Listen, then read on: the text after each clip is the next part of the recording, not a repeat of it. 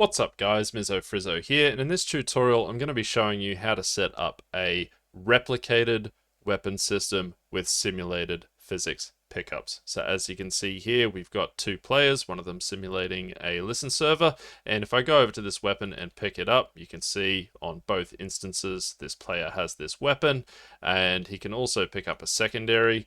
We can switch between primary and secondary, so what we are setting up today is a kind of basic two-weapon system that works quite nicely.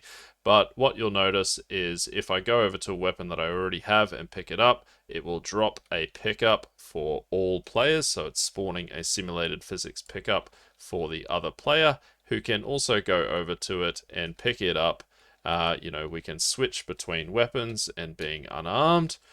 We can even switch the skin of the weapon. So you can see when I press P here, the skin of the weapon is changing.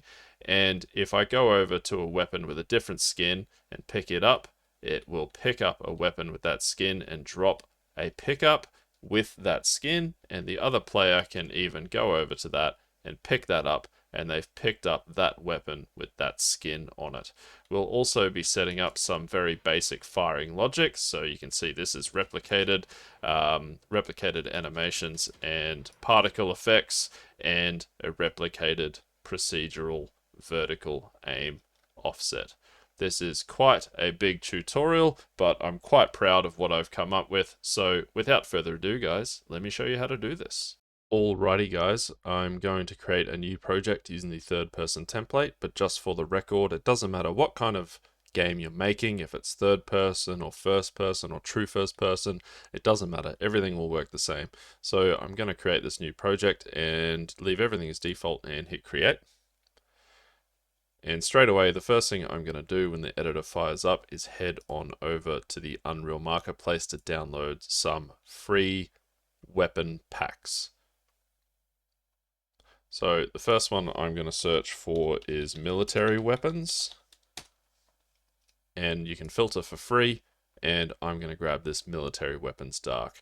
Now I have heard that this is not free everywhere. For example, I've heard it's not free in Australia.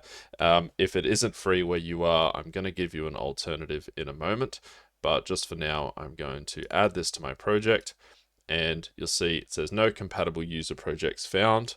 But you can search for your project and click show all projects, select your project, and then select the most recent compatible version, which is probably going to be 4.27, and hit add to project. Now the alternative is something called the FPS weapon bundle. So if I search for that, oops, typo there, and filter for free, you'll see this FPS weapon bundle right here.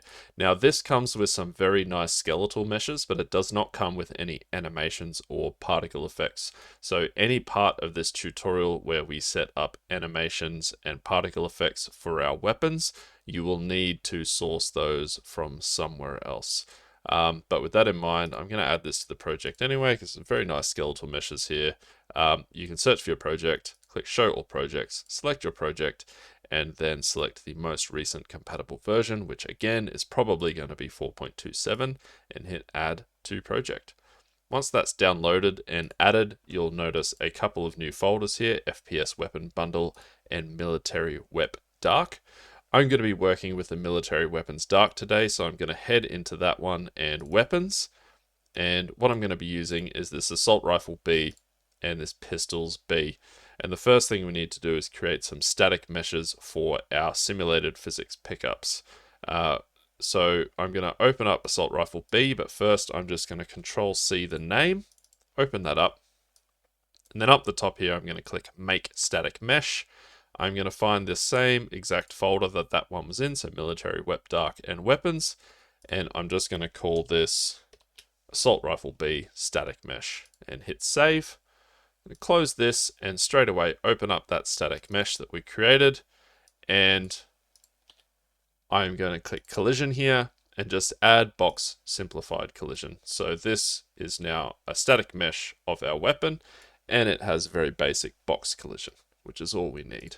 So I'm going to close that, and now I'm going to do the same for pistols B. So Control C the name, open it up, click Make Static Mesh, find the same folder, let's call it Pistols B Static Mesh, hit save, close that, open up the static mesh, collision, and add box simplified collision. And now this one has collision, very nice, save and close that. And now we can get started on creating our blueprints. So just to stay organized, I'm going to create a new folder within content. I'm going to call it _main, open up _main, make another folder, call it interfaces. This is going to be for our blueprint interfaces, and also one called props, and within props create one called pickups and one called weapons, like so. Head into weapons, and I'm going to create the parent class for all of our weapons, which is going to be a skeletal mesh actor component. So I can right click and create a blueprint class. Down here I can click all classes and search for skeletal mesh component here under actor component. So it's going to be an actor component of type skeletal mesh. Skeletal mesh component, hit select. And I'm just going to call this BP _ weapon component master.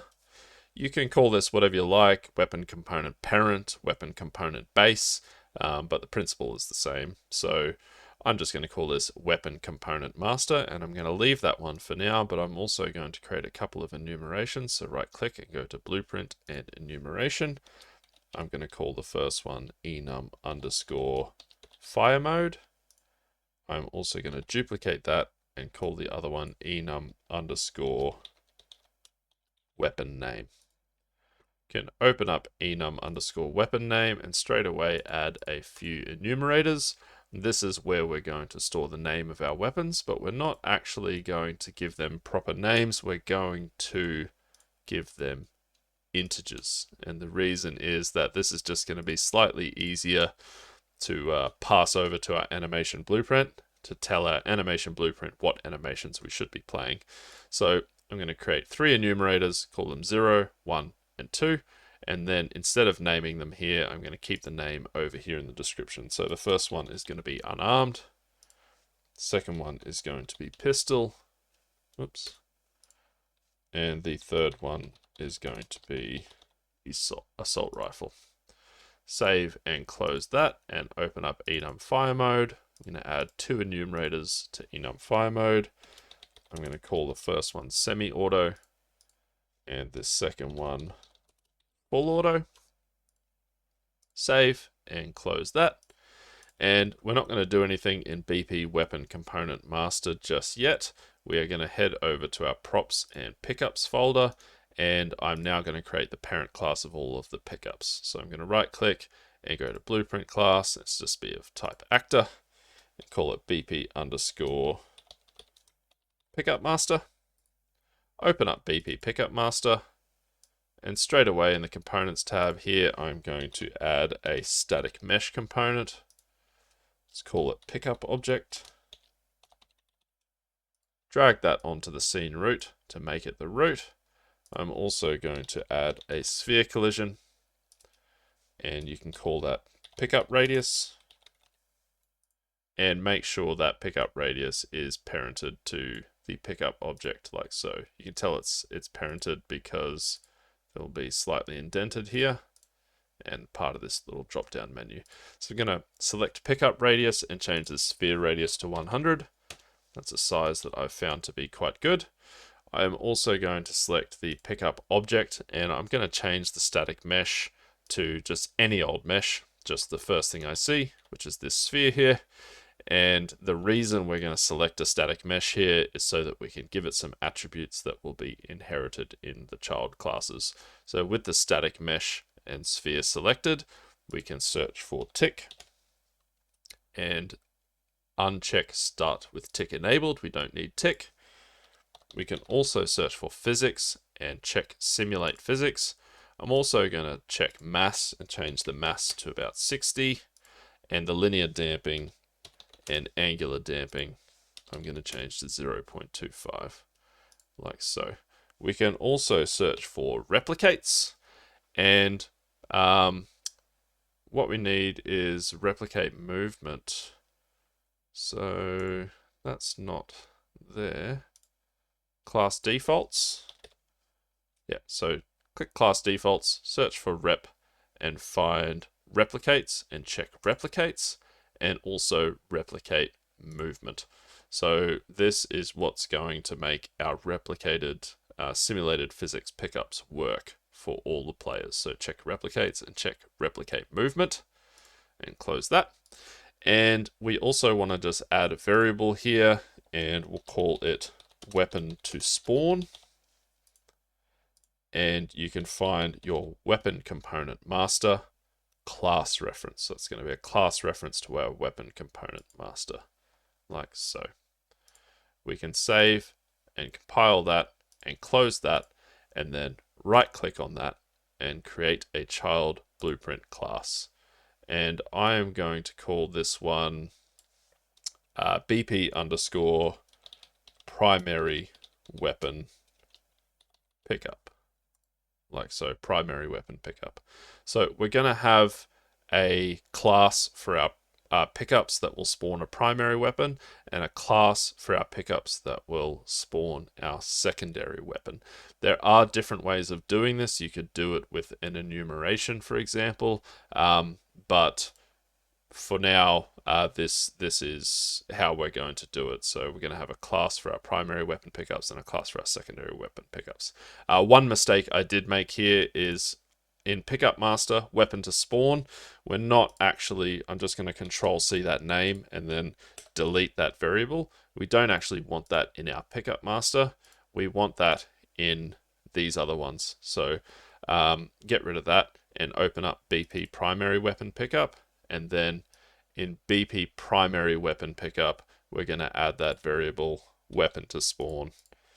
And it's going to be a class reference to our BP weapon component master class reference. Nice. Now we are going to set up some logic in here for when we interact with these and spawn our weapons. But we are going to do that in a moment. For now, we're just going to add this variable. And I'm also going to duplicate this one and call the other one secondary weapon pickup. Oops. So these are both children of pickup master, which is important to know. And if we open up BP secondary weapon pickup, it has everything the same. It's just duplicated. The only thing that's changed so far is the name. So that's fine. That's all we want to do in here. We can create the pickups for our weapons now. So we can right click on primary weapon pickup and create a child blueprint class. And I'm going to just call it BP underscore assault rifle pickup, like so. You can open that up and you can change the pickup object to the static mesh of the assault rifle that we created, assault rifle B static mesh, like so. And that's all we're going to do in here for now. So compile and save and close that. And we're also going to right click on secondary weapon pickup and create a child blueprint class of that. And that's going to be our pistol pickup. Can open that up and also change the pickup object to the pistols B static mesh that we created, like so. And again, that's all we're going to do in here for now. Nice. So assault rifle pickup is a child of primary weapon pickup, and pistol pickup is a child of secondary weapon pickup. And if you wanted to create more pickups for, say, more primary weapons, you could right click here and create a child blueprint class, or you could simply duplicate another primary weapon pickup and change the skeletal mesh. So you could just duplicate this one, change the skeletal mesh, just going to open full blueprint editor here, change the pickup object to a static mesh of a different weapon here. You would also need to change the weapon to spawn in the class defaults, which we haven't set up yet. So I'm just going to delete that. For now, we are just creating the pistol and the assault rifle pickups. So head back over to the weapons folder here, and now we are going to open up our BP weapon component master, and we are going to change a few things in here. We're going to start adding some variables. So we can add a variable, call it fire mode, and that's going to be the enumeration fire mode that we created. We can duplicate that one and call the other one weapon name, and that's going to be our enum weapon name. The next one is very important. It's our pickup class. So we'll call this one pickup class. This is the one that we're going to use to spawn the pickups of the weapon when we drop it, and it is going to be a class reference to our pickup master. So BP pickup master class reference, like so. We'll create a few more variables that will just sort of be used in some of the bonus content I'm including. So I'm going to create one and call it firing animation. And this is going to be an anim sequence object reference. Now I'm just going to check if that needs to be replicated. It won't need to be replicated because actually we're going to replicate the entire weapon component to pass any of these over. So we don't need to change any of these variables to replicated or instance editable or anything like that. Let's create another one and call it socket name, and that is going to be of type name. Let's duplicate that one and let's call it holster socket name. Like so. Very good. And let's create one more and call it skin. And this one will need to be replicated, I believe.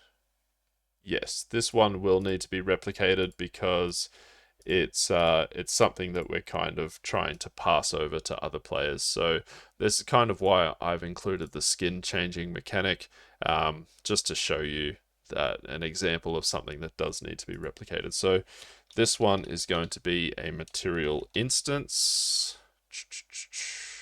Oops. Material instance object reference. And if you select this one over here in the details panel, find replication and change this one to replicated. So skin is a very good example of something that needs to be replicated. You know, we are replicating the entire weapon component. So that might work actually without that being replicated, but yeah, we're going to change this one to replicated. We are also going to go to the class defaults and search for replicated, and we're going to check component replicates. This is very, very important. This will be added as a component of our character, and our character will be replicated. So if you didn't check this, a lot of stuff would work, but then as you start to add functionality such as holstering the weapon on your back or something like that, and you're trying to pass the holster socket name through to the server so that the server knows where to holster it on the other player's instances, you know, you will start to find problems. So you need to make sure that in BP weapon component class defaults, you search for replicated and check component replicates, like so. Very good. Okay, we can compile and save and close that. And we're now going to right click on that and create a child blueprint class. And I'm just going to call it BP assault rifle. Can open this up, and over here in the class defaults, change the skeletal mesh asset to the skeletal mesh of the weapon that you want this to be, like so. And can compile and save and close that. And actually, while we're there, let's change the class defaults. So BP assault rifle, in the class defaults, if you're looking at this version of the editor, it will be down here in default right here. And if you were in the full Blueprint editor class defaults, you'll find this stuff over here. So the fire mode for the assault rifle, I'm going to change to full auto. The weapon name, as you remember, for the assault rifle was 2. The pickup class will be the pickup of the assault rifle, BP assault rifle pickup. And the firing animation, let's find fire rifle W. I'm just going to browse to that to make sure that it is the correct animation for that weapon. So yeah, that is the correct animation for that assault rifle. Very good. Because if you select, for example, if you downloaded Military Weapons Silver as well, and you selected the fire animation for the different assault rifle, which may have the same name, you might notice some freaky stuff going on. We can name our sockets while we're here. So I'm just going to call this assault rifle AR underscore B underscore socket. Okay. And I'm going to control C that for holster socket name and call this ARB underscore holster socket, like so. And the skin, we're not going to mess with the skin just now. I'm going to show you a very quick and hacky way of changing the skin towards the end of the tutorial. So that's just a bit of a bonus. We're going to leave that for now. We can compile and save and close that. And now in our weapons folder, we could right click on BP weapon component master and create another child of that.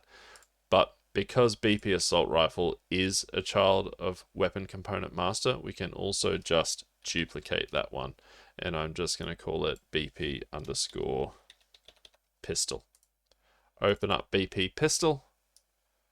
Straight away, you can change the skeletal mesh asset to pistols B, skeletal mesh, and we're going to change the class defaults right here.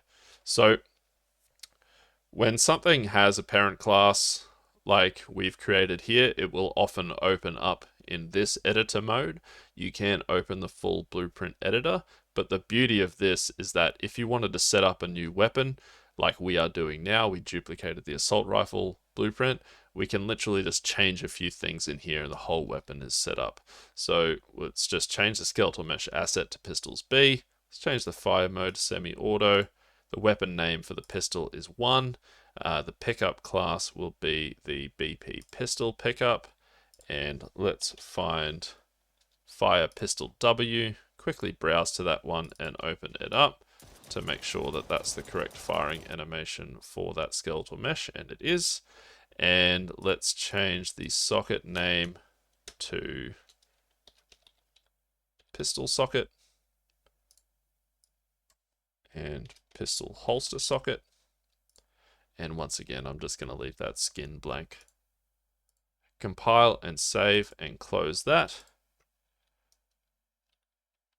And now we can start looking at the logic to spawn these weapons on our character. Now, this is not, this is going to be replicated. So if you've seen my other weapon system with simulated physics pickups tutorial, this is going to be somewhat more complicated than that because it's replicated, but also because we're doing primary and secondary weapons, a kind of a 2-weapon system. So the very first thing we're going to do is set up an input action. So let's find our inputs folder, which for me is going to be in third person, and input and actions right here. I'm going to right click and find input action, and I'm going to create a new input action called IA underscore interact. I'm going to open that up. I'm going to add a trigger. I'm going to change it to hold. And I'm going to drop down this index, change the threshold to 0.5 for half a second, and check is one shot.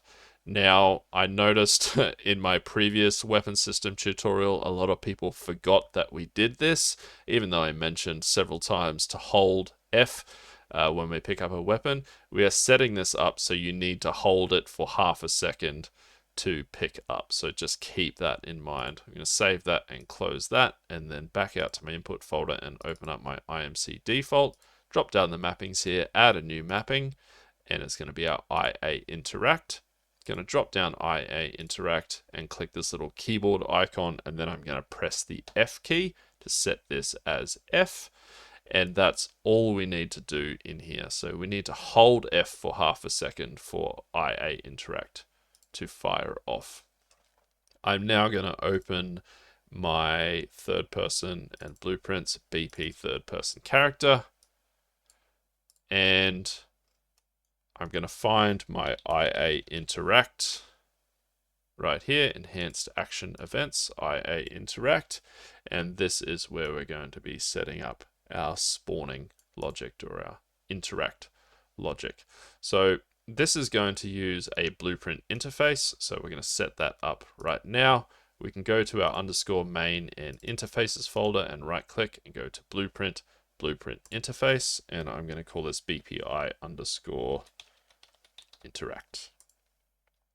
I'm going to open up BPI interact and rename the function interact. You'll see right away it will ask you to rename the function.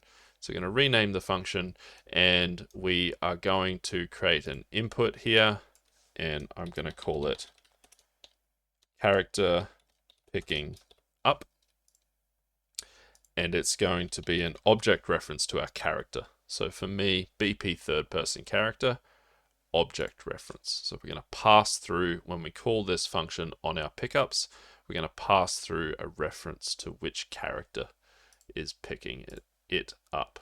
So we now need to add that blueprint interface to our pickups. So we can go to pickups and pickup master and class settings right here, and over here interfaces, we can add the BPI interact interface. And over here in interfaces, you'll see that it's created this little interact interface right here. Now, we're not going to do the logic in here because this is for all of our pickup items. We're going to do special logic for each weapon, our primary weapon and our secondary weapon. So what we can do is we can start in our third person character and just first get overlapping actors.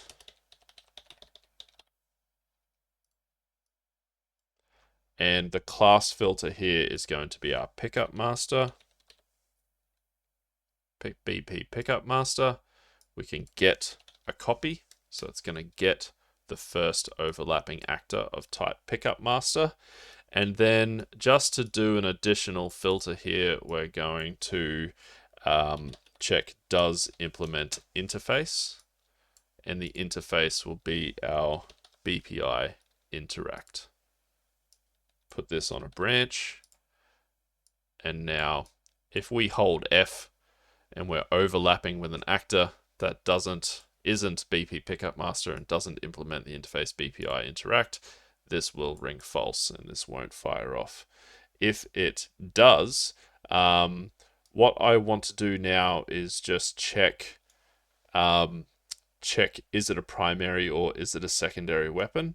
Actually, we might just add this in a moment. No, we'll add it now. So I'm going to, off of this get a copy, I'm going to get the class.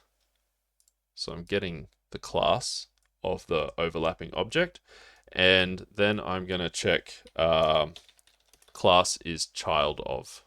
Class is child of. And this is going to be our primary weapon pickup, BP primary weapon pickup.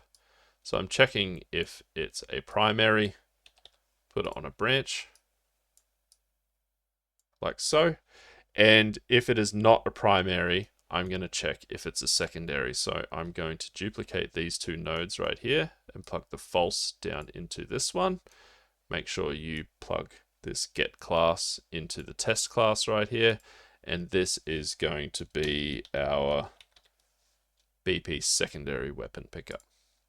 So if it is not a primary, I'm going to check if it's a secondary. It's got to be one or the other. Now, before we continue, let's add these components into our variables right here, the BP weapon component that we've created. So what we can do is check, add a variable, call it primary weapon,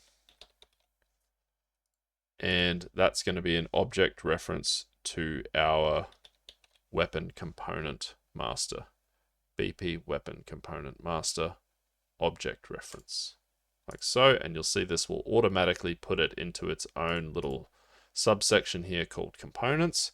Very good. I'm going to duplicate this 2 times. These are all going to be object reference to BP weapon component. The second one, I'm going to call it secondary weapon. And the third one, I'm going to call it current weapon, or equipped weapon would probably be more accurate. Equipped weapon, like so.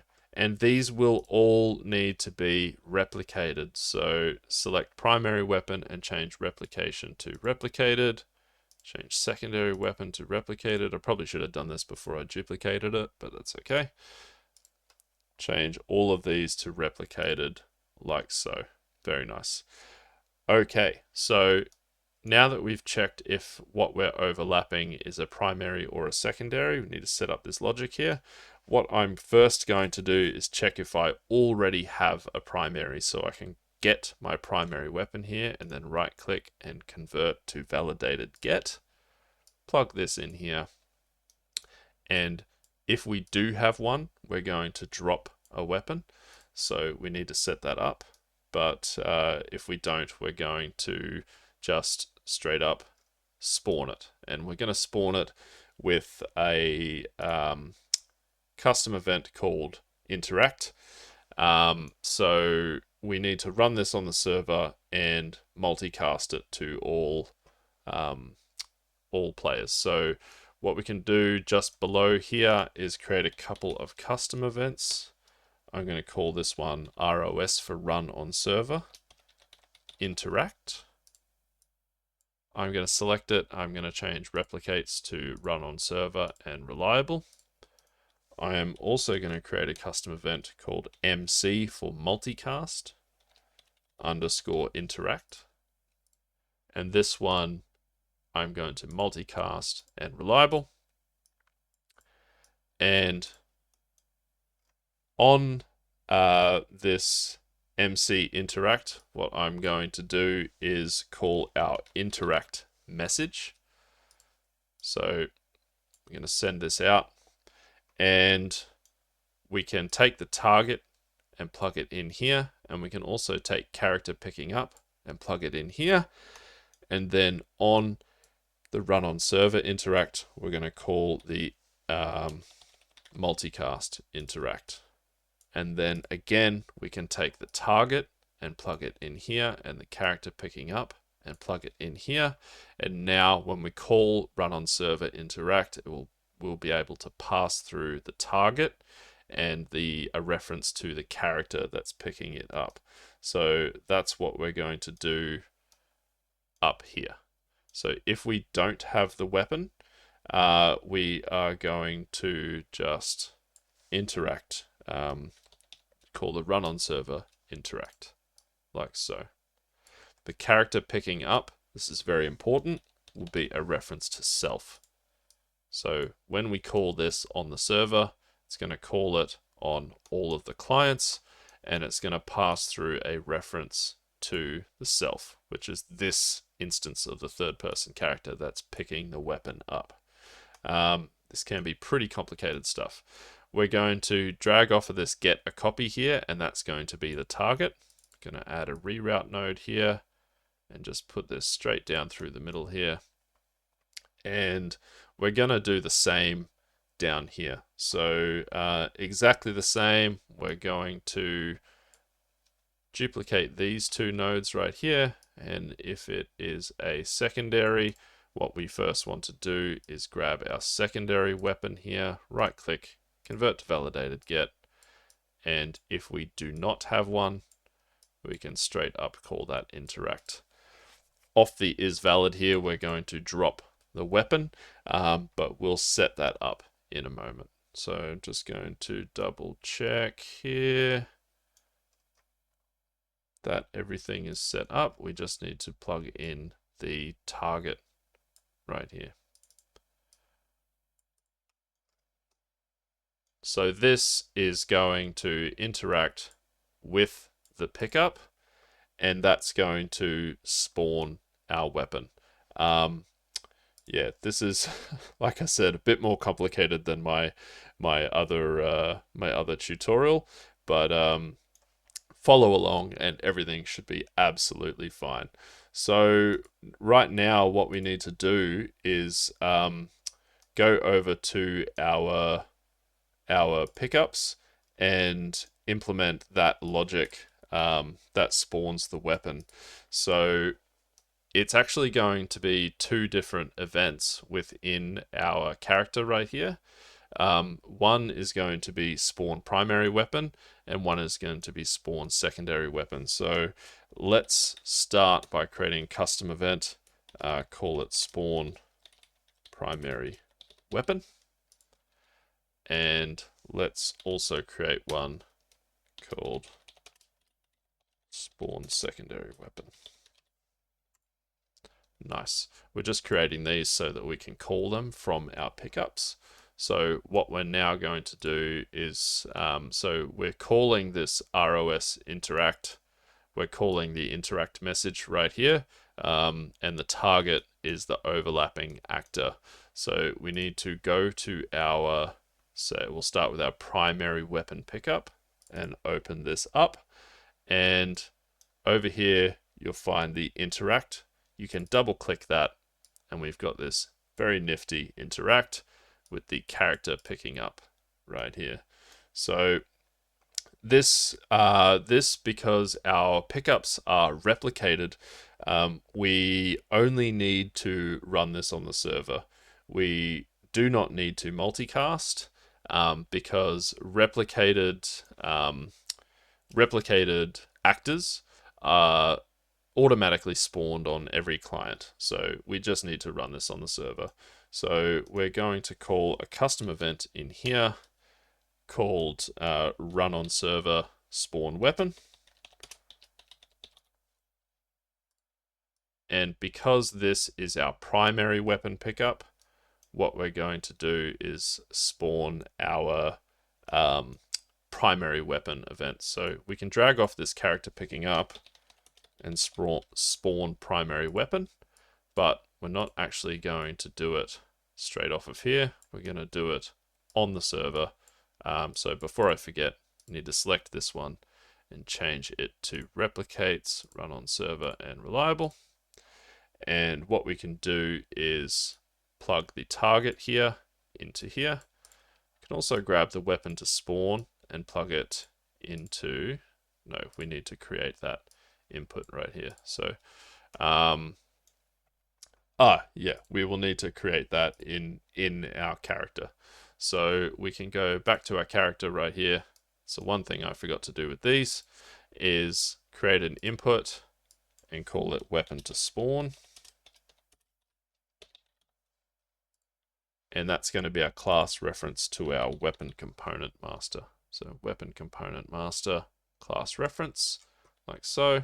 I'm just going to control C this name because also on this one, we want to create that same input. Weapon to spawn, BP weapon component, class reference. So now over here, we have this one. When we call this, we can plug this into our ROS spawn weapon, and then off of event interact here, we're going to call our ROS spawn weapon.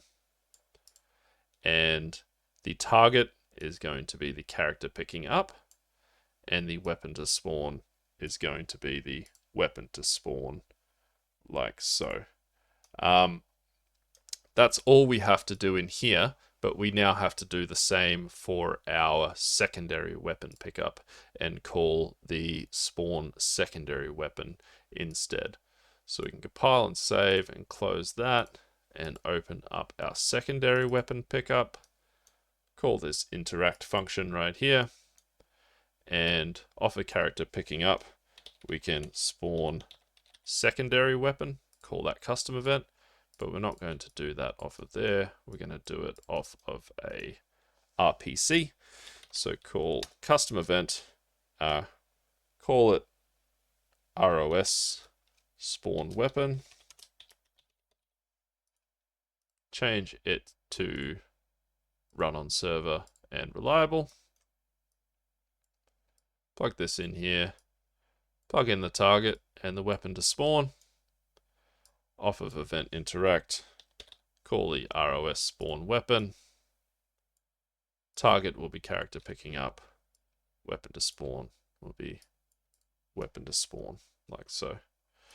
So yeah, once again, guys, very complicated stuff, but we're calling this interact, which is running on the server, which is calling the multicast interact. So on every client, it's calling this BPI interact, and when it interacts with the item is going to run an event on the server that calls the spawn weapon in our character. It's passing over the character so it knows what target this custom event is in, and it's also passing over this weapon to spawn, which we set in each of our pickup items. So now when we interact with a pickup, if it's a primary pickup, it's going to trigger this spawn primary weapon. If it's a secondary weapon, it's going to trigger this custom event spawn secondary weapon. Alrighty, so the first thing we want to do when we spawn a primary weapon is just check if we already have one, so we can get our primary weapon, right click, convert to validated get. And if we don't already have one, we want to just go ahead and add that weapon component. So you can drag off of this weapon to spawn, and it'll be add component by class. Add component by class off of the is not valid. So add a reroute node here, keep things neat. I'm going to drag this out a bit because if it is valid, we want to destroy that component. Destroy component. And the target will be that primary weapon. And then once it's destroyed, we can then add the new one like so. The next thing we want to do is set this as our new primary weapon. So we can set primary weapon. And since we're going to automatically equip it, we are also going to set that as our equipped weapon like so. Now, just before we attach it, I'm also going to set a new variable which we're going to use to change the animations that our character plays. So we're going to set that up a bit later, but right now I'm just going to add a variable here. I'm going to call it current weapon int for integer, change it to type integer, and also make sure that this one, the replication, is set to replicated. Otherwise you will not be able to replicate the animations to all the other players. So current weapon int of type integer, set to replicated. And what we're going to do off of the equipped weapon here is get the weapon name. And then I'm going to convert that to an integer, Whoops. And then I'm going to use that to set current weapon int, like so. So anytime we pick up a weapon, it's going to set current weapon int to the weapon name, which, as you remember in the enumeration, we just made an integer. Now what we need to do is attach component to component. Mesh. Actually, no, mesh is going to be the parent, not the target. the target is going to be our primary weapon. So we can get the primary weapon here, plug it into target, and then the socket name, you remember we stored within that weapon. So we can get the socket name. Get socket name is this one. Plug that into the socket name right here.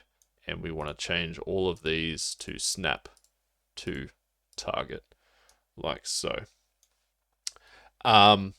We'll set up the holster weapon stuff later. It's not too difficult, but we'll just try and attach these weapons for now. So to test if this works, we just need to set up the sockets on our skeleton. So let's do that right now. What you can do if you're unsure of where your skeleton is, you can click on your character's mesh here and browse to the skeletal mesh asset. You can open that up. As you can see here, the skeleton's right here, but I'm just going to show you a way of double checking what skeleton your character is using. So you can find the skeletal mesh and then you can click this skeleton button up here. If you highlight it, it'll show you the path. If you click it, it will just open up the skeleton. So here we have the skeleton of our character. And to make sure you name these sockets correctly, what you want to do in your weapons folder, excuse me, is find, so we're going to do the assault rifle first because we set up the primary logic. I'm going to open up BP assault rifle and in the class defaults here, find the socket name, ARB socket. I'm going to control C that. Go back to my skeleton, find the right hand, and on the right hand, I'm going to right click and add a socket, rename it to our ARB socket, right click on the socket and add the preview asset, assault rifle B, like so. And I'm going to turn off grid snapping and rotation snapping and just put this in just about the right place, like so. While we're here, guys, we might download some animations to switch to when we pick up the different weapons. Actually, we'll do that in a moment. We'll just do the sockets for now. So you can come back here later and you can adjust the socket, but I'm just going to put it in just about the right place in their hand there. And I'm going to change the scale because the scale is absolutely nuts. I'm going to change this to 0.8 on the X, the Y, and the Z, and make it a little bit more compact, like so. Nice, so we've added the socket, and for the record, this scale here, if you change it on the socket, it will change it anytime you attach something to this socket. That's going to be the scale. So you don't need to do it anywhere else for your actual weapon component. You might want to change the scale on your pickups. If you wanted the pickups to be the same size as this one, you want to change the scale on the pickups to 0.8. But for the record, I'm just going to change it here. That's all I need to do. Now that I've added this socket, I should be able to pick up a weapon. So a primary weapon. I will not be able to pick up a secondary weapon yet, but if I put my BP assault rifle pickup out here, and I'm just going to rotate this a bit so that we see the simulated physics in action, I should be able to press play, walk over to this and hold F, and it has not worked. Why hasn't it worked? We just need to set the weapon to spawn in the pickup. So let's open BP assault rifle pickup and change the weapon to spawn to BP assault rifle. And let's also do the same for the pistol pickup. Change the weapon to spawn to the BP pistol. Sorry about that, guys. That's a very important step indeed. And now if I hit play and I go and grab that, it will spawn the weapon in my hand like so. One thing I forgot to add as well is just to destroy the pickup. So in my primary weapon pickup, once I've spawned the weapon, I also want to just destroy actor. Target is the self, like so. So if I go and pick that up, it will destroy the pickup like so. Nice.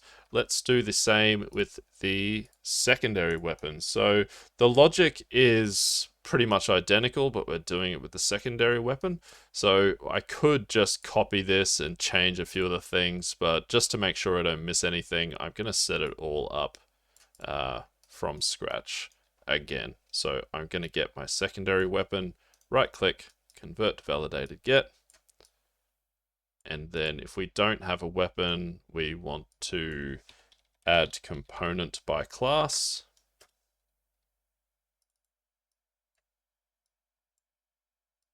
Whoops. If we do already have a weapon, we want to destroy component. Destroy component. Plug in that target, and then after destroying, add. And now we're going to set the secondary weapon and the equipped weapon as that new spawned weapon. We can actually just duplicate these three like so. Plug in the target here. So we set the weapon int as the weapon name. Let's duplicate this attach component to component so that all of these are set to snap to target. And we want to get our secondary weapon. That's going to be the target. The mesh is going to be the parent. And the socket name will be the socket name, whoops, of the secondary weapon. Like so. Nice. And that should be all there is to that. If I drop the secondary weapon into the level as well. We need to create the socket. Of course. We also need to create the socket. So in the BP, it'll be the actual BP pistol. Let's check if I have that open. BP pistol. We created the socket name here, so let's Control C that socket name. Go back to our skeleton. And I'm just going to right click on the AR socket and remove all attached assets. I'm going to right click on the hand and add a socket. It's going to be the pistol socket, because you might want your different weapons to socket slightly differently if your skeletal meshes are different or the scale's different or whatever. So this is a very handy way of storing the socket names in the actual weapons, and then each time you equip it, it attaches to that specific socket. So we can add the preview asset pistols B, and just going to put this more or less into the right position like so. The scale is way too big, so again, let's do 0.8. And that looks nice to me. Put this more or less into the right position like so. Again, you can come back and adjust this in your own time, but that'll do for now. And now that we've added that socket, we should be able to pick up that weapon. Now, we need to set up the holstering and the dropping of the weapons, because if I pick up this assault rifle and then I pick up this one, you can see, if you look very closely, that it's actually spawned both weapon meshes in there, and they're kind of overlapping. So the pistol's in there somewhere.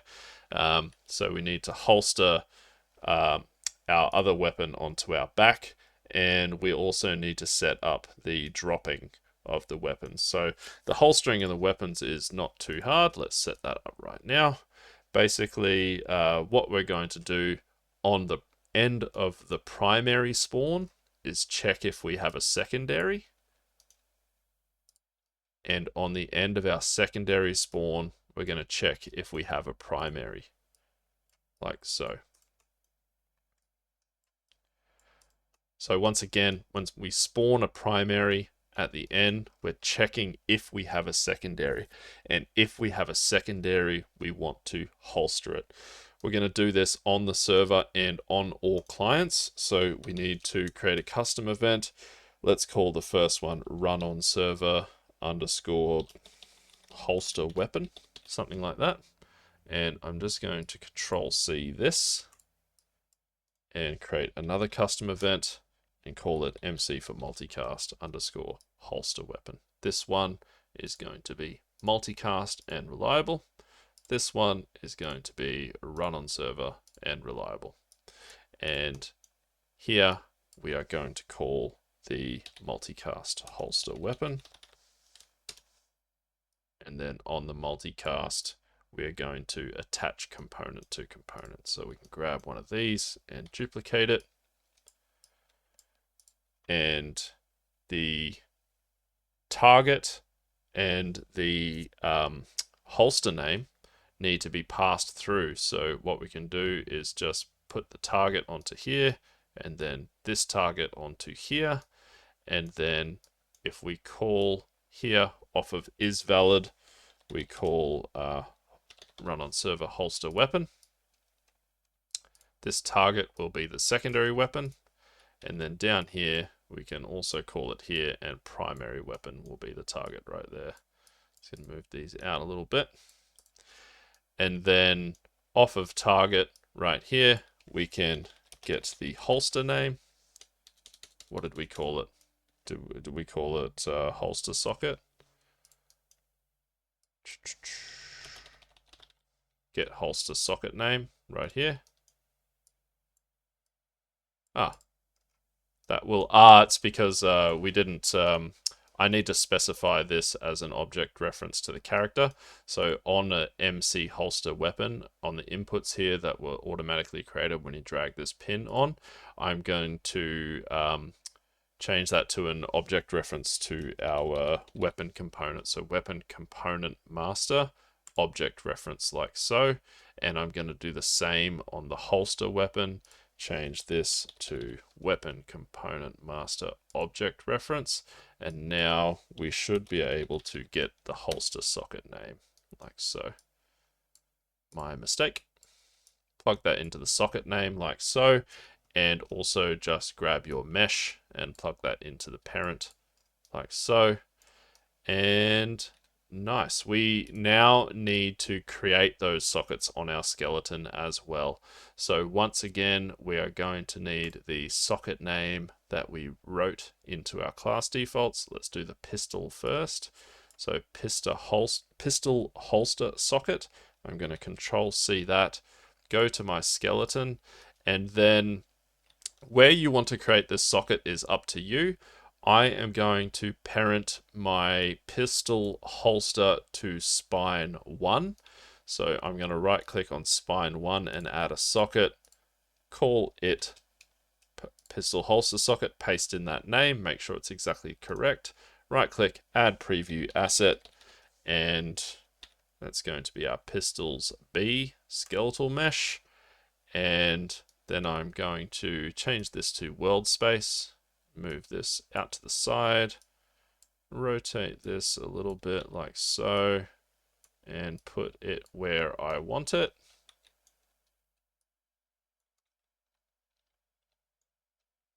So I'm going to put it right here like so. And let's change the scale so it's the same scale as the equipped weapon. Very nice. That is all we need to do with the pistol socket. We now need to do the assault rifle. So go into BP assault rifle, class defaults, find your holster socket name for the assault rifle, go back to the mannequin, and this one I'm going to parent to spine 5 and put it on her back. So I'm going to right click on spine 5, add a socket, rename it to the holster socket for the assault rifle, add preview asset assault rifle B skeletal mesh, and straight away change the scale to match the scale of the equipped socket. Rotate this and move it into position. And I'm just going to put it on her back like so. Make sure it's not clipping through too much. Just place it right there like so. Nice. And now, if I hit play, I should be able to pick this one up, go into a hand. If I pick this one up, it should holster that other one and pick up the new one. And as we can see here, I forgot to destroy the secondary weapon pickup. So we also need to go into the secondary weapon pickup and just here, just add destroy actor. Nice. We're getting there. We got most of the hard stuff out of the way, guys. Nice. Very nice. And if I set this to replication, so if I go to net mode, play as listen server, and change the number of players to 2, and I grab this player start and duplicate it over here, rotate it around so they're facing each other, and also select new editor window for the Pi. Got the server and the client right here, and this should all be replicating. So you want to make sure that both instances this person is holding an assault rifle, and in both instances they're holding the correct weapon and the correct weapon is holstered. So that's all replicating. That's working very nicely. If I just duplicate these a couple of times like so, we can now just double check that everything is replicating. Very nice. Very good. Both characters are holding the correct weapon at any given time, and the correct weapon is holstered at any given time, like so. We have not set up to drop a weapon, or if we already have a weapon, so we can do that now. If I try to pick up a weapon that I've already got, it's not going to do anything. So we need to start adding that functionality here where we interact. If we already have a weapon, we want to drop a weapon and then interact. So just going to make a little bit more space here. And the drop weapon is going to be a custom event, and then we're going to spawn a pickup on the server. So I'm just going to put these interact ones over here because they're a little bit smaller. They can fit there. And down here, I'm going to add a custom event, and it's going to be drop weapon. I am also going to Control-C that name, and I'm going to create another custom event, and I'm going to call it run on server underscore drop weapon. This one is going to be run on server and reliable. And this is going to, on the server, spawn an actor from class, like so. And the weapon to drop, we will pass through. We will also need to pass through a spawn transform from our character, so that is replicated in the right place. So on drop weapon right here, we can call our run on server drop weapon, and drop weapon here, let's add a couple of inputs. The first one will be a spawn transform. Spawn transform. There we go. And that's going to be a transform, obviously. And the weapon to drop will be an object reference. So one more, and weapon to drop will be an object reference to our weapon component master, because within our weapon component, if you remember correctly, I don't have it open here, in our weapon component master, we created this pickup class, a class reference to the pickup that should be dropped if we want to drop a weapon. So we want to make sure that we've set this in each of our weapons. So in BP Assault Rifle, we set up pickup class as the assault rifle pickup, and in BP Pistol, we set the pickup class as BP Pistol pickup. So that's all set up there. We just need to pass that through. So let's call this drop weapon.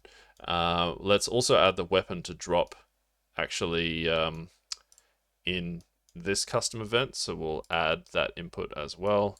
And I'm just going to Control-C weapon to drop, paste that in there, and that's a BP weapon component master object reference. We can call this over here. We're just going to call drop weapon. So if we already have a weapon, drop weapon, and that's weird. That's called it new param. And sometimes that will cause errors. So sometimes when I've noticed this lately, if I call a custom event, the type is correct, but sometimes you'll hit compile and you'll get errors, and the name of that input is not passed through. So maybe make sure you compile before you call this drop weapon. And now it's saying weapon to drop. So yeah, if you get errors, sometimes the engine can be a bit buggy. You just have to compile before you call the custom event. And then this is going to plug right in here. And we're also going to need this down here on the secondary. It's going to, if we do already have a secondary, we want to drop it and then interact with the item like so. So a couple more things to set up down here is the spawn transform. We can plug that right in there, and the weapon to drop, we can get pickup class, and the pickup class is going to be spawned like so, and we just need to set up the spawn transform and pass it through here. So we can get actor rotation. Actually, just get actor transform, and right click and split that struct pin. And we can also split the struct pin here on the spawn transform on the call of this event, and we can plug that. Actually, no, yeah. So we'll drag off of the rotation and get the forward vector and multiply that by a float. And I'm going to make this 35. So this is going to be spawned 35 centimeters in front of our player. And the thing here is the radius of your capsule component really matters here. So the capsule radius is 35. So this will be overlapping with our capsule component, and it will force the pickup to be pushed out of the capsule component. So it will sort of create, it's kind of an unintended mechanic at first. The pickup that drops in front of you will sort of be pushed out in front of you. If you set this to 100, it would just spawn 1 meter in front of your player and just drop to the ground. So you can set this up however you like. I'm going to set it up like this. I am going to add the location of my actor to the forward vector multiplied by 35, plug that into the location. You could also plug the rotation of your actor into the rotation here, but what I'm actually going to do is get the world rotation of the weapon to drop. So I'm going to get the world rotation, and I'm going to plug that into the spawn transform rotation. So the pickup will be spawned with the same rotation of the weapon that you're dropping. I'm also going to plug weapon to drop into weapon to drop, like so. Nice. If we compile, we should not get an error anymore. Very good. And that should be that. All set up. So now if I pick up a weapon that I already had, it's going to drop a pickup, and it's spawning that for every player. If I pick up a weapon that I didn't already have, it's going to holster the other one like so. Dropping pickups. Just double check that this works on the client, because that is often the real test. Just double check that all of this is working correctly. Drop in a pickup, nice. Drop a pickup of the pistol and equip the pistol. Very nice, very good. That is all working very well. Okay, what is next? Let's go ahead and add some animations so that the current weapon int is passed over to our animation blueprint and changing the animation that our character is playing. So first we're going to need some animations. Let's head back to the Unreal Marketplace and we're going to find something called the Anim Starter Pack. So search for Anim Starter and you can filter by free here and find this animation starter pack right here. Add that to your project, and let's find, what did I call this one? Rep weapon system. So search for your project, show all projects, select your project, and select the most recent compatible version, which is probably going to be 5.2, and hit add to project. Now, this will create this Anim Starter Pack folder. And if you are using the third-person template, it will come with a retargeter that you can use to retarget these onto your UE5 skeleton. If you are not using the third-person template, I recommend you add feature content or pack and add the third-person content pack to your project. But you can then delete basically everything except for the characters folder, because this characters folder does include the retargeter for the animations, I believe. I can't remember exactly where it is. Rigs. In Rigs, this IK retargeter. So what we're going to do is go into our Anim Starter Pack here, and I'm going to create a new folder. I'm going to call it UE5. And then here, I am going to filter for animation sequence. So if you do not have this, just click this little filters menu here and search for animation sequence and filter by animation sequence, and then Control A to select everything. Right click, retarget animation assets, duplicate and retarget animation assets. Select the retargeter RTG UE4 many to UE5 many. I'm going to change the folder that these are going to be duplicated into to my Anim Starter Pack and UE5 folder that I've just created. And I'm just going to add a prefix UE5 underscore and hit retarget. This may take a few moments. And once this is completed, it should take you to the folder and show you your retargeted animation assets. Very nice. Let's look for UE5 idle rifle iron sights right here. So this is the one that we're going to use when we equip the rifle. And let's also look for idle pistol. And we'll use this one when we equip the pistol. Very nice. Okay, so we created the current weapon int earlier and changed it to replicated. We now need to pass this over to our animation blueprint. So we're going to make a few changes to our animation blueprint right now. You can select the mesh, and over here you'll see the animation blueprint and the anim class right here. If I hit browse to that, I'm currently using ABP Quinn, but no matter which one you're using, you want to make all of the changes to ABP Mani, because ABP Quinn is actually a child of ABP Mani. So we're going to go into ABP Mani and make all of the changes in here. The very first thing we're going to do is fix up this cast, because it is not a direct cast to our third person character, so we won't be able to get the different variables from our character that we've set up. So we can delete this cast and instead drag off of get owning actor and cast to our third person character, like so. Plug these in and also select this character right here, this variable, and change the variable type to an object reference to our third person character. So BP third person character, object reference, change variable type.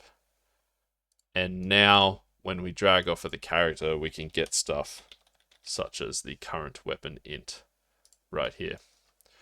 I'm going to tidy this up a little bit. So I'm going to select this box and I'm going to Control C the first few words here, set velocity and ground speed. Going to Control C that. And then I'm going to select all of this and right click and collapse nodes. And then I'm going to Control V in and name that set velocity and ground speed. And I'm going to do this with all of these. So Control C, set should move. Then select all of this, right click, collapse nodes, paste in that name, set should move. And set is falling, Control C, collapse nodes, Control V, set is falling. Nice, much neater. Let's add a pin here. Let's get down here in variables and references, get our character reference. And let's get current weapon int. Drag off a current weapon int and promote to variable. I'm going to leave it called current weapon int. Plug this in here. Select all of these and right click, collapse nodes, and just call this set current weapon, like so.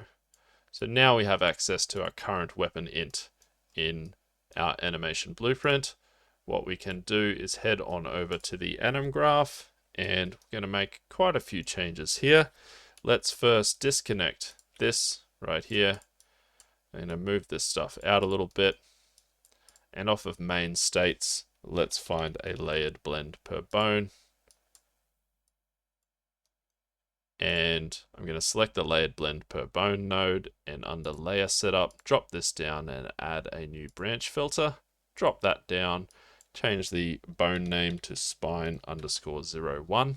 And I'm going to check mesh space rotation blend and mesh space scale blend. And now we have a blend from our first spine bone up, and we can use that to create some upper body animations. So the first thing I am going to do is I'm going to blend by our current weapon int. So up here, I'm going to find some empty space and blend poses by int. I'm going to right click and add a blend pin so that I've got 0, 1, and 2. You can add as many blend pins as you need. I'm going to add current weapon int as the active child index right here. And on blend poses 0, all I'm going to do is find the saved cached pose locomotion, use cached pose locomotion, and plug this into 0 like so. That's just this one here that comes, as standard. It has all of the blend spaces and everything in there, so it's just the normal animations.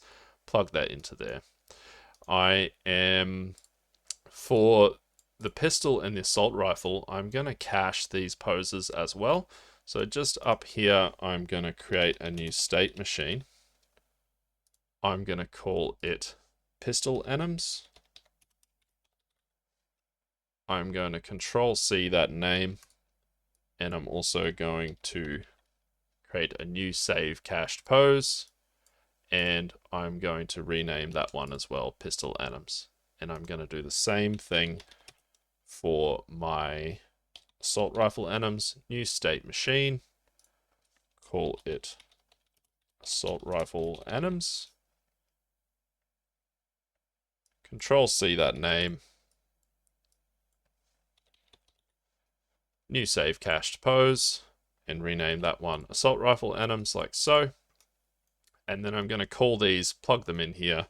So use cached pose pistol anims, that's going to be blend pose 1.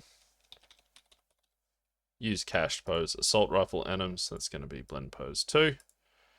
And then these we are going to cache new save cached pose, and we're going to call it upper body anims like so.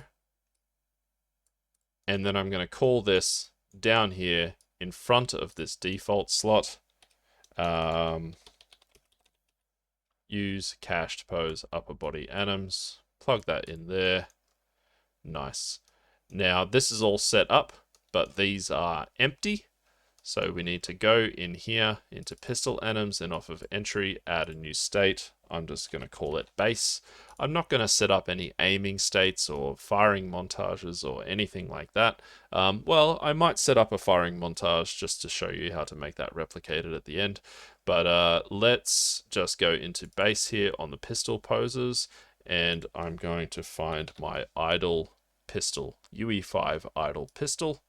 Plug that in here. Whoops. And I'm going to make that looped. So I'm going to check loop animation. I'm going to back out to the anim graph and go into assault rifle anims and also create a state called base. And in base, I'm going to find my idle rifle iron sights like so. If you'd like to know how to tidy these animations up, I'm also going to check loop animation on that one. If you'd like to know how to tidy these animations up and make them look a bit better, I highly recommend you check out my left-hand IK procedural recoil and realistic third-person poses tutorial. It's quite a big tutorial, but there's some really good stuff in there. Okay, so if we go back to the anim graph and take a look, that should be all set up. I do believe that is everything in there. So if I pick up an assault rifle, it's going to do the assault rifle animation, and that is replicated so the other player can see the same pose. And if I pick up a pistol, it's holstering my weapon and doing the pistol pose like so. Very nice. Let's add some vertical procedural aim offset, and let's also set this up to look and play a bit more like a third-person shooter. So just to change the setup very quickly, I'm going to go to my third-person character, and I'm going to search for orient and uncheck orient rotation to movement. I am also going to search for yaw and check use controller rotation yaw.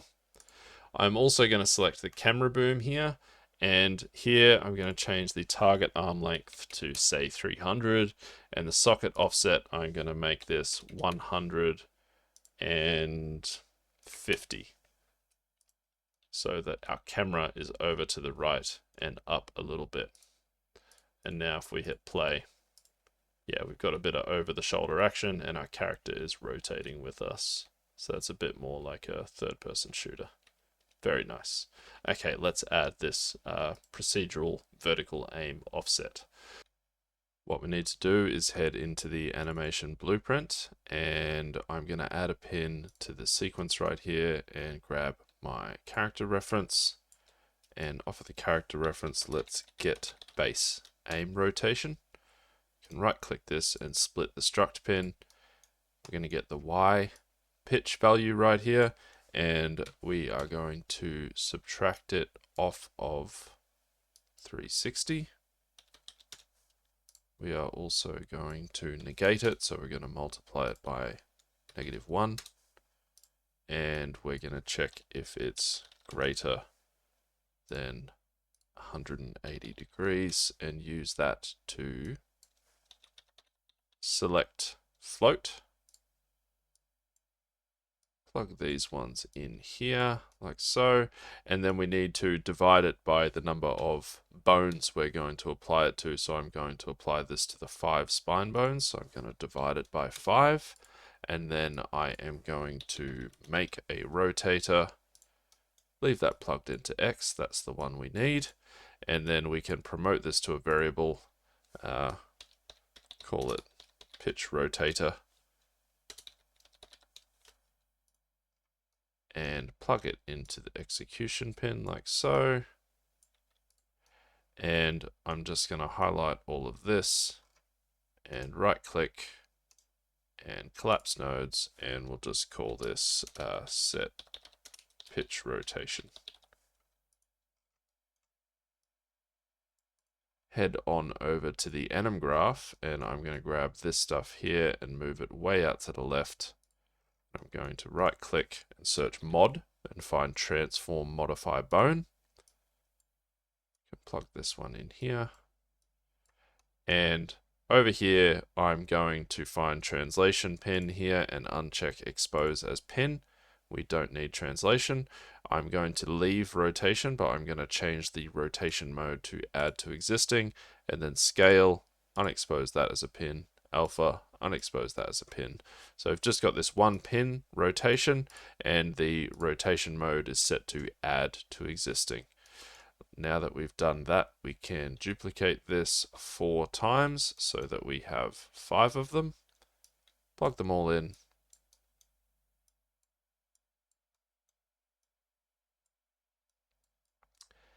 And grab your pitch rotator and plug that into the rotation pins on all 5 of these nodes.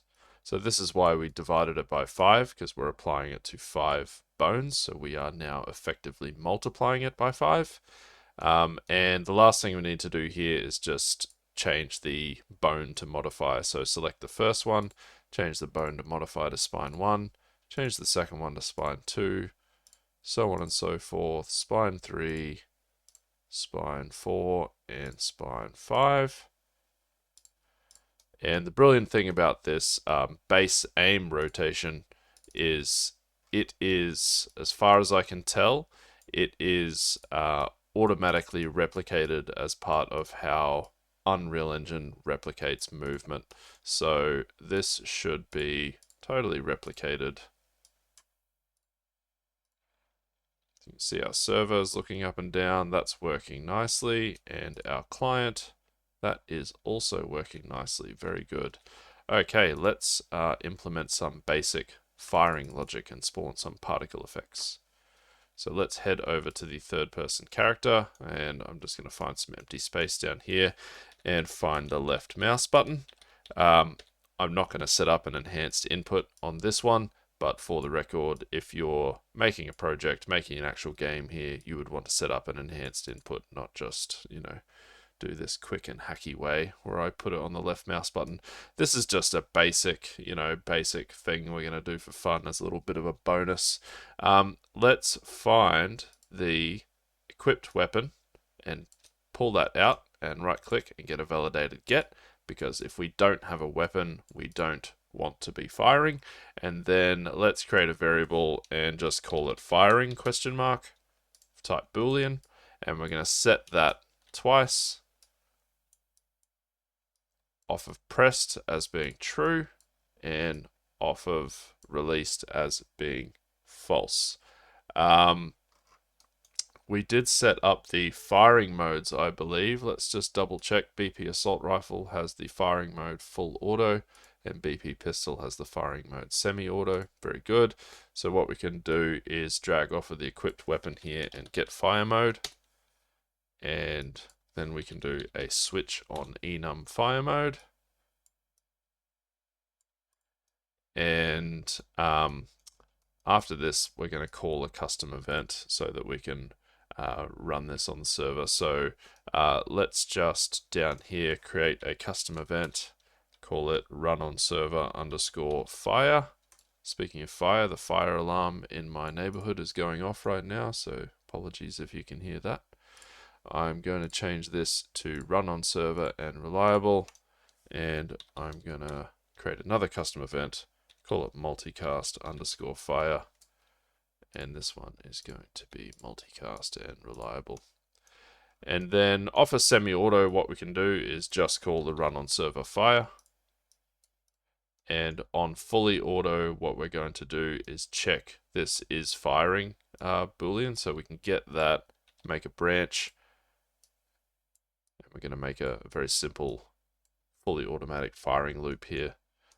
We can duplicate this one, so we're going to fire, and then we are going to delay by 0.2 of a second, that's fine, and loop back to this branch. So if we're still holding the left mouse button, it will just continue to loop. Now this is very basic stuff. This is not actually how you'd want to set it up in the long run. If you do want to check out some proper firing modes and firing logic, I highly recommend you check out my advanced firing modes tutorial. It is a really good one. But we're not going to go into how to set that up for replication today. We're just doing this very, very basic setup. So, one thing we would want to add on the server is an authority check. So we can switch has authority, and this means that if the player didn't have authority to fire, they wouldn't be able to fire. And then if we do have authority, we can call that multicast fire. And on multicast fire, there's another check we can do here, because this is basically going to be all of our particle effects and, animation montages and stuff like that. So we wouldn't want these to play if it were a dedicated server, like on the actual server. So we can check is dedicated server and put a branch on that. And then we would play this on false right here. So we can get the equipped weapon and get firing animation, which we set up earlier. And we can play animation on false right here, and the target will be the equipped weapon, playing an animation on the equipped weapon, and the animation we're playing is the firing animation that's contained within that equipped weapon. So you can see why these variables inside of the weapons are a great idea. Alrighty, well, that should work. Those animations should be replicated across all clients. Grab a weapon. That's playing for both. And this one is semi-auto. That's also playing for both. And the real check is that it's working for my client, and it is. Very nice. Alrighty. Let's look at switching weapons. Actually, first, let's just add a quick animation montage so that they're not so static when they're firing. So let's find our Anim Starter Pack folder in UE5, and let's find these firing animation, fire rifle iron sights, and is there fire pistol? Huh. There must be a pistol firing one. Let's have a look at this one. Yeah, very good. Okay. Let's right click on that and create an anim montage. And I'm just going to leave it named as default. Open this up and go to the asset details here. Let's change the blend out trigger time to 0.05. And let's also drop down the blend in and change the blend in to 0.05. It's a very fast animation. That should be all we really need to do in here. We can close that and then go to our third person character, and down here we might have to let's store that within our weapon. So we can go to our weapon component master and we can add a new variable. Call it firing montage.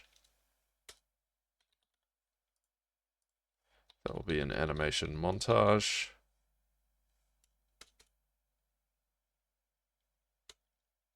Might be anim montage. Anim montage object reference. Compile and save that, and then head to your assault rifle, and the firing montage right here will be the one that we've just created, like so. So now we can just drag out of the equipped weapon, get the firing montage, and we can also grab the mesh, play montage, and the montage to play will be the firing montage, like so. And I'm not going to set this up for the pistol as well, but you would just need to go into your pistol and select, you need to create the montage and then go into the pistol and select the montage. Let's just test that out for the assault rifle and make sure that it's replicated. You can see the shoulders moving a little bit there. That's replicated for that client. And the client to the server. Yep. That's working. Very nice. Okay, let's have a look at some weapon switching. To switch weapons, let's head into our third-person character's blueprint and find some more empty space.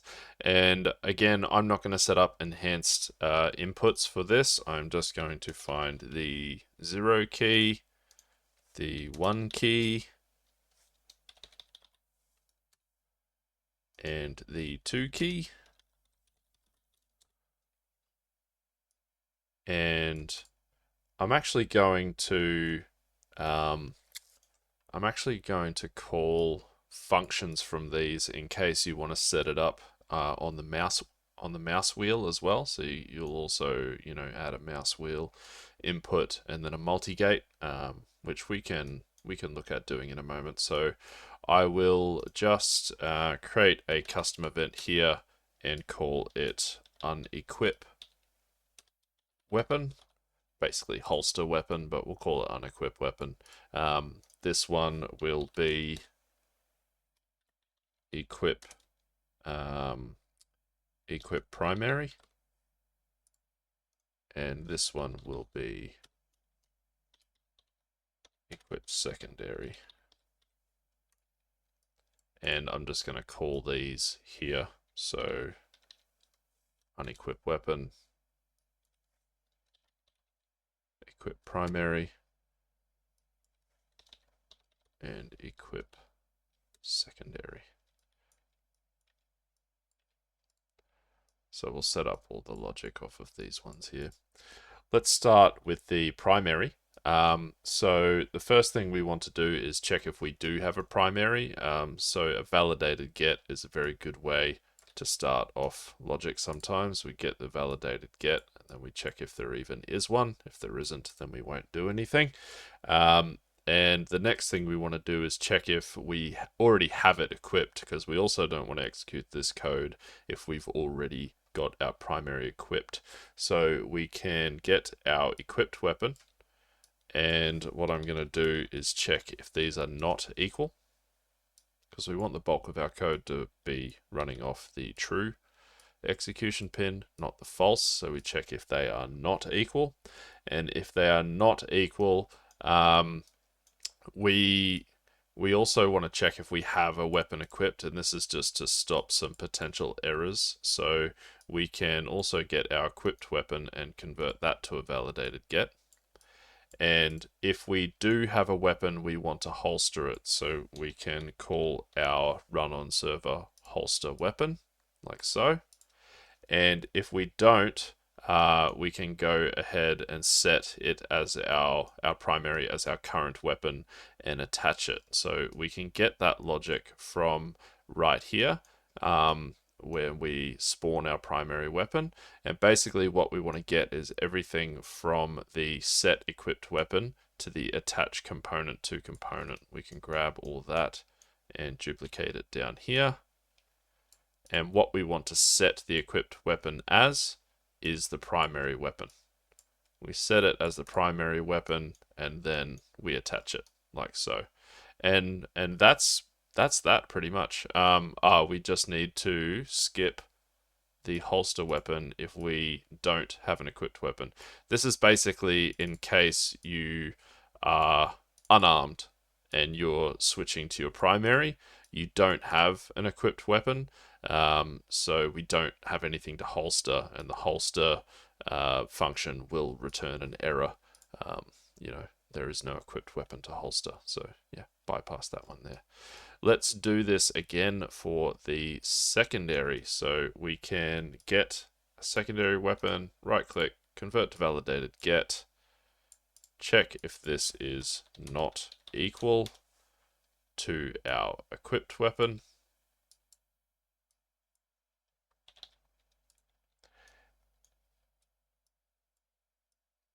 And if it is not equal to the equipped weapon, we then just want to check, do we have an equipped weapon? If we do, call our holster weapon function on the server. And if we don't, we can go ahead and grab this stuff from the spawn secondary weapon. Again, everything from set equipped weapon to attach component to component. Duplicate that down here. Plug in secondary weapon into equipped weapon. And remember to bypass that holster weapon if we do not have an equipped weapon. Whoops. And now we just need to do the unequip. The unequip is a little bit more simple. We first want to see if we have an equipped weapon, so we can get our equipped weapon, convert to validated get. And if we do, we want to holster it. Holster weapon, run on server holster weapon. And then we want to set our equipped weapon and our current weapon int as nothing and 0. And obviously, if we didn't have a weapon, this will not even fire off. So this effectively works as our branch. We don't even need to skip this step right here. So that should all be working. Let's have a look. Pick up this weapon, pick up that weapon. Now if I press 1, switch to my primary, 2, switch to my secondary, and 0, unequip. Very nice. And there should be absolutely no reason why that doesn't work on the client perfectly well. Oh, it is not. Okay. So this needs to be run on the server. This needs to be run on the server and multicast. So let's do that now. What we can do is we can, I'm just going to rename these to run on server. So this will be run on server unequipped weapon. I'll Control C that. And I'll change all of these to run on server.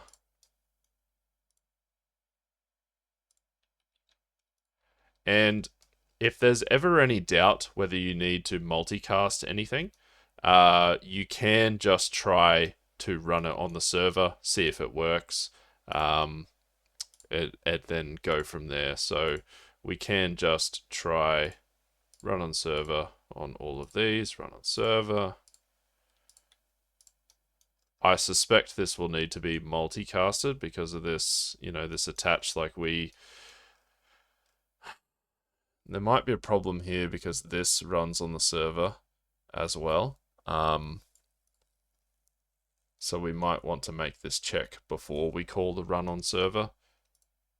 I haven't actually gone ahead and worked this out ahead of time, so I apologize here. We're doing some live debugging. That works fine because he's the server.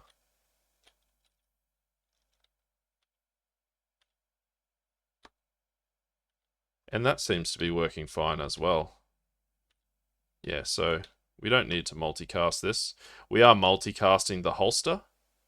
So I suppose that is why that works, because we're attaching the weapons on the server, and the holster is working on the server as well. We're not getting any errors there, so that's all good.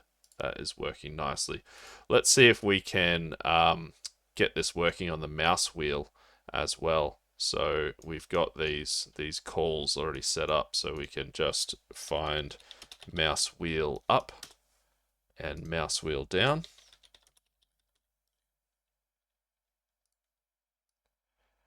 And this is going to go to a multi-gate. Can add a pin and duplicate this. And This is actually a bit tricky. You know what? I'm not going to go through this on this tutorial because I've already done this on another one. If you want to go find my weapon switching tutorial, it does contain a bit more content on how this works, but it is a little bit tricky to wrap your head around because of where the index is, and you know, you've got a different input here and a different multi-gate. So you know, you need to like store the index so that you know what your current weapon is, so what the next output should be. It's a little bit counterintuitive, so I'm not going to run through it today. This is already the bulk of the code done. It's basically just wrapping your head around you know, that stuff. So if you want to set this up on a mouse wheel, check out my weapon switching tutorial. Okay, let's go ahead and change this skin on our weapon. I'm just going to put this on the P key, so I'm just going to find some empty space and find the P key. And the first thing we're going to do is check if we have our primary weapon equipped. I'm not going to do this for both weapon classes. I'm just going to do it for one so that you can kind of get an idea of how it works. So I'm first just going to check if my primary weapon is equal to my equipped weapon. So if I have my primary weapon equipped, put that on a branch.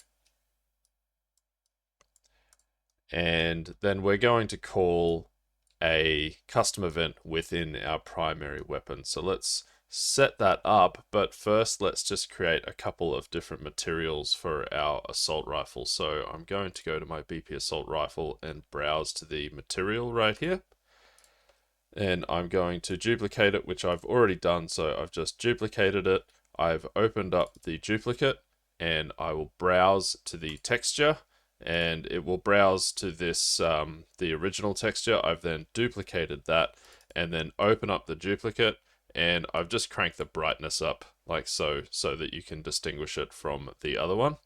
I'll save that and close that, and then I will assign that new texture, the brighten texture, to this base color of the duplicated material. So if I go back to my materials, I should have two materials basically identical, but this one's brighter than the other one so that you can differentiate it.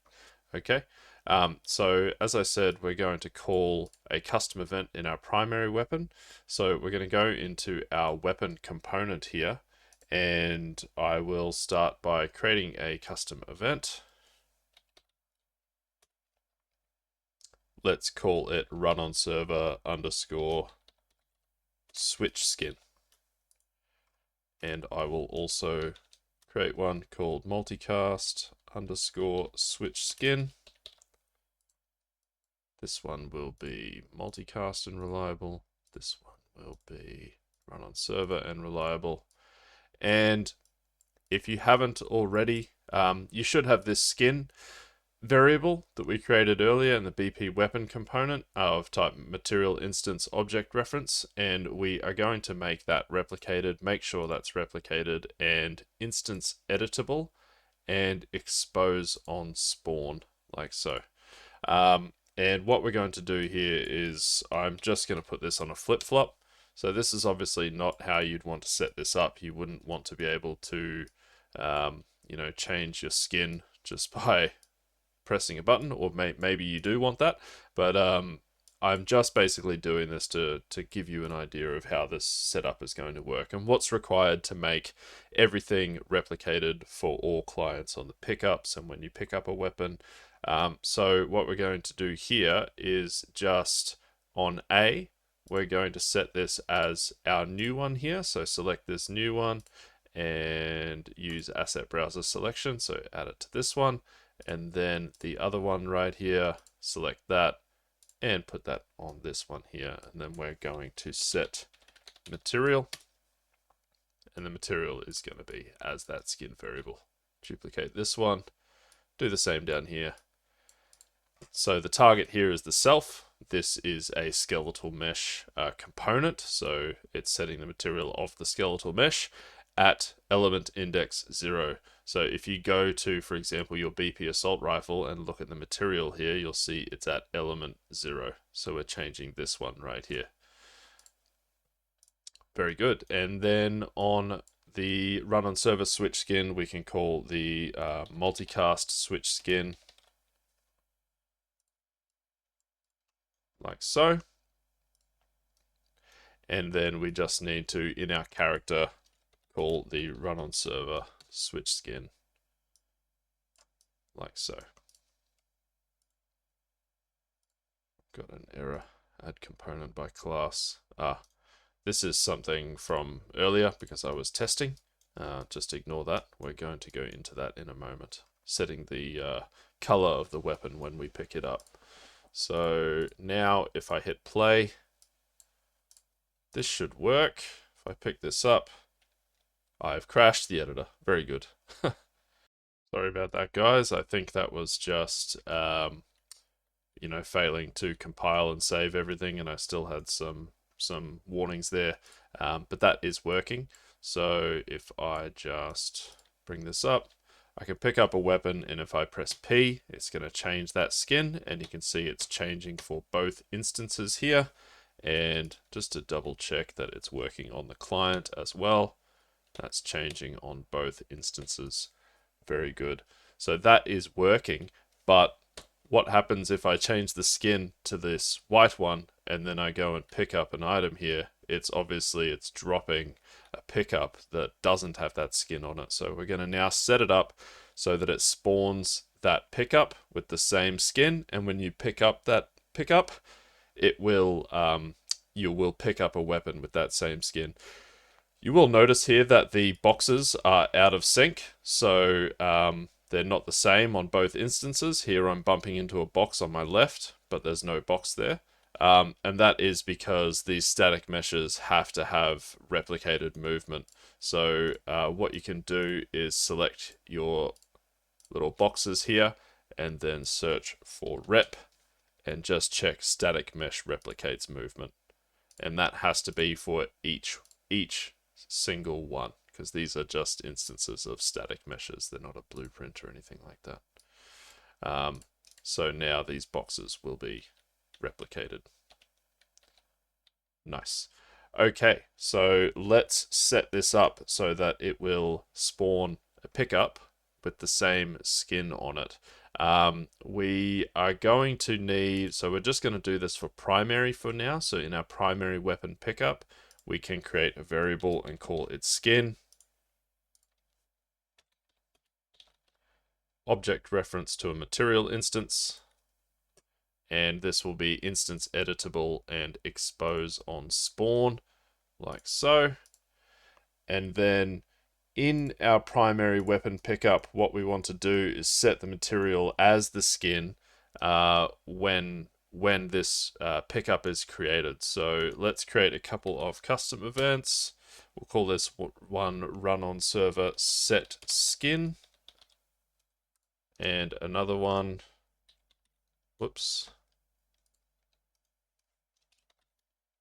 another one called multicast set skin. Sorry, I've forgotten how to type this morning. And change this one to multicast and reliable, this one to run on server and reliable. I gotta be honest, guys, this tutorial has gassed me a little bit because it is a lot to wrap your head around. Replication is no joke. So we're gonna call run on server set skin on begin play, and then on run on server set skin, we'll call the multicast set skin, and on multicast set skin, we will set the material of the pickup object as skin, like so, and make sure skin is replicated, instance editable, and exposed on spawn. Nice. So now when this is created, it will automatically set its material as whatever the skin variable is set to. And because we made this instance editable and exposed on spawn, if you go to your third person character now and your drop weapon logic and you right click on this spawn actor node and just hit refresh node, skin should pop up down here, and it doesn't. Why doesn't it? We might need to just add it to the pickup master for this to work.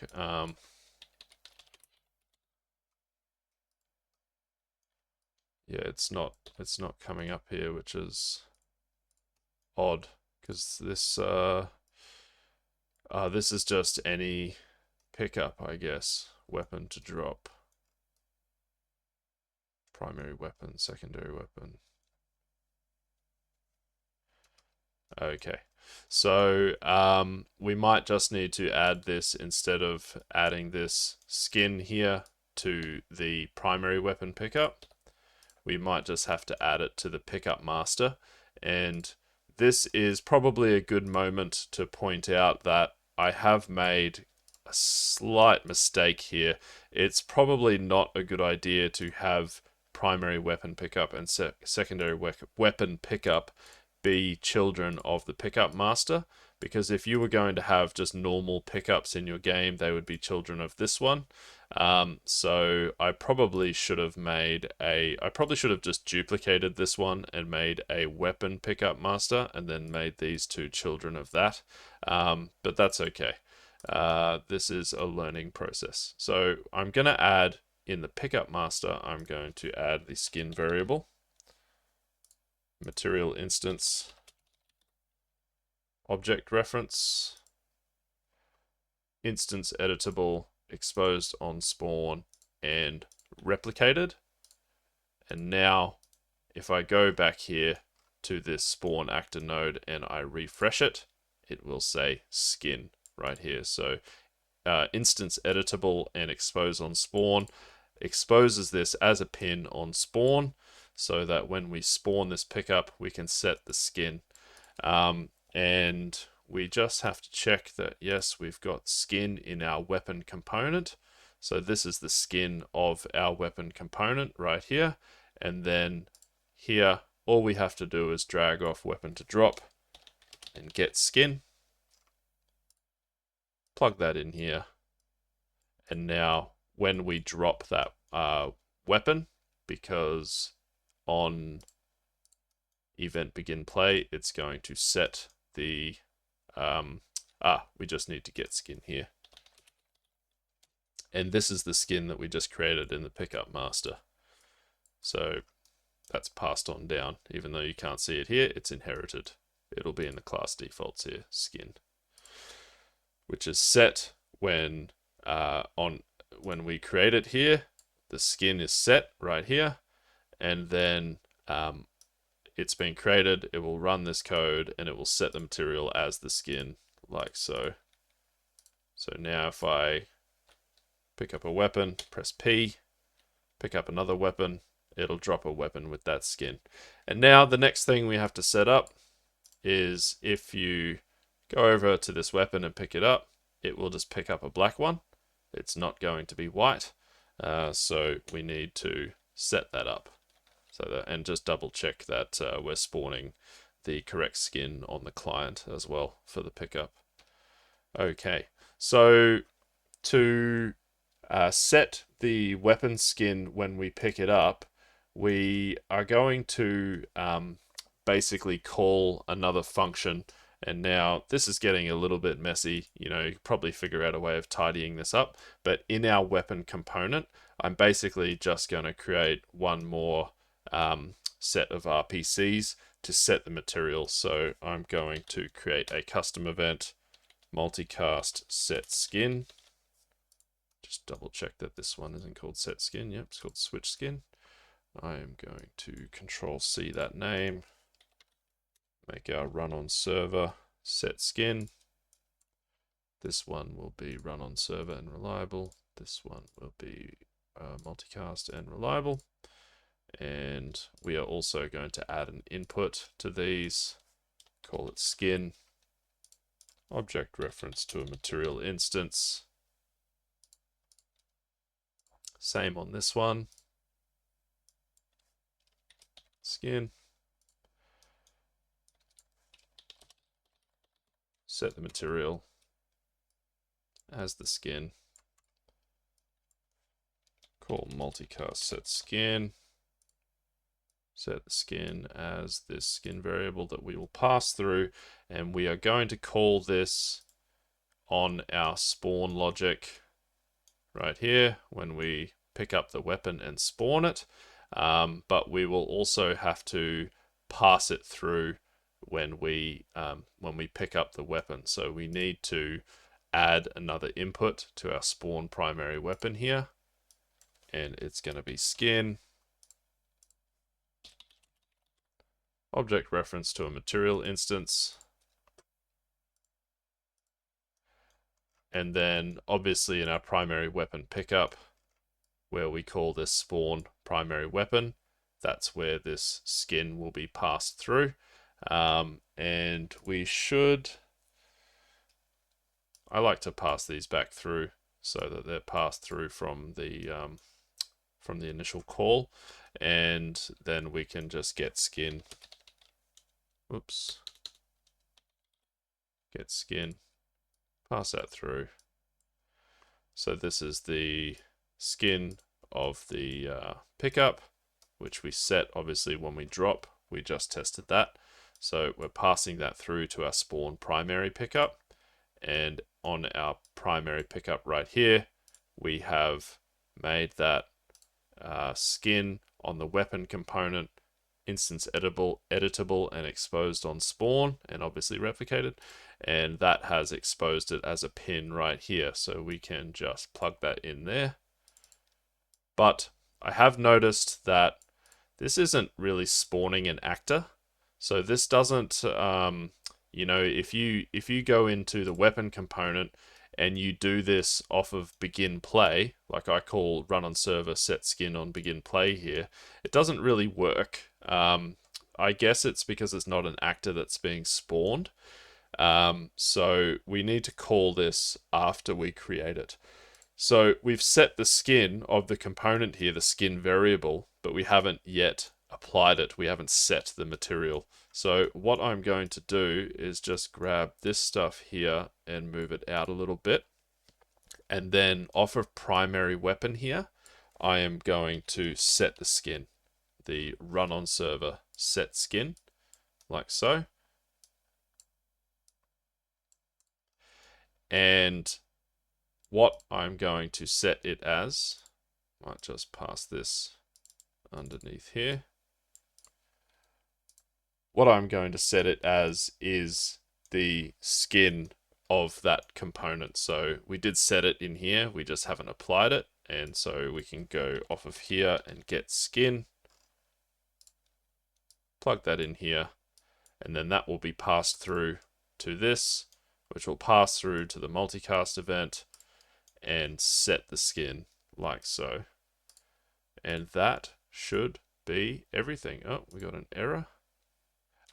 Sometimes it does this when you call an event, it doesn't. What is that new parameter? That didn't even exist. That should be working. I'm just going to double check that every relevant blueprint is being compiled because I crashed my editor earlier. Let's test this out. So I pick this weapon up, change the skin. It's changed on both instances. I drop a pickup. The pickup has that skin on both instances. And if the client goes and picks it up, oh, I've picked up the other one. There we go. He's picked up the weapon with that skin. So you can pick up a black one. He's got a black one on both instances. And the pickup is spawned with the white skin on both instances. And you can switch them like so. Very nice.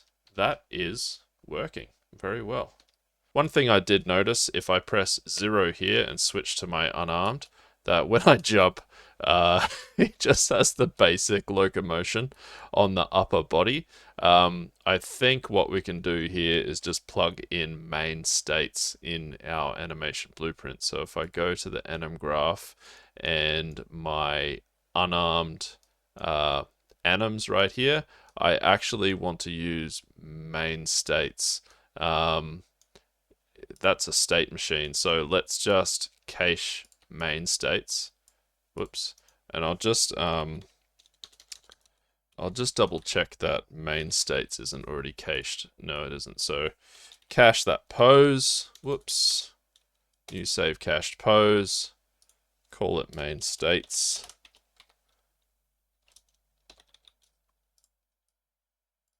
Whoops. Use cached pose main states. Plug that into your base pose there on the layered blend per bone. And instead of using locomotion here, we will use cached pose main states.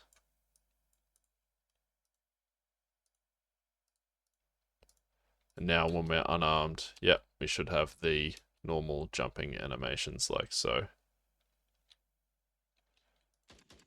Guys, I do believe that is everything we set out to do and just a little bit more. So once again, sorry that it got a little bit messy there at the end. If this tutorial has been of any use or value to you whatsoever, please hit like and subscribe. And if you are so inclined, please do consider making a small donation to the channel via the YouTube Super Thanks function. I have added a link to my subreddit and the Facebook group, which are just so that you guys can discuss any bugs that you might be encountering or, you know, share some exciting stuff that you made. So, yeah, there's not really many people in the subreddit or the Facebook group at the moment. I do not have a Discord. I do not have the time to manage a Discord, but those are some forums there where you guys can discuss things and share, you know, what you've made. So yeah, thanks for watching, and I will see you on the next one.